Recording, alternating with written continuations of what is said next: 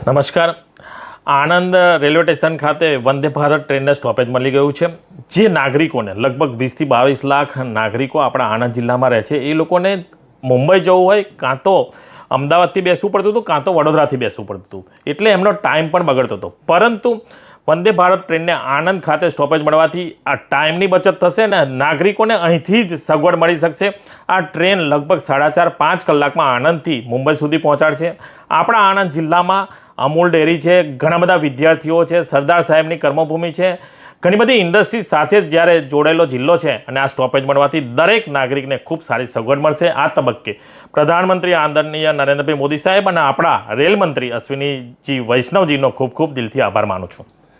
મેં લાસ્ટ આપણે જ્યારે ફેબ્રુઆરી 25માં બજેટ સેશન ચાલતું હતું ત્યારે અશ્વિની વૈષ્ણવજીને મળ્યો અને એમને મને કહ્યું હતું કે તાત્કાલિક ધોરણે તમને આ વંદે ભારત ટ્રેનનું સ્ટોપેજ મળશે અને હજુ આજે 25 તારીખથી છે ને એમને વંદે ભારત ટ્રેનને સ્ટોપેજ આપી દીધું છે.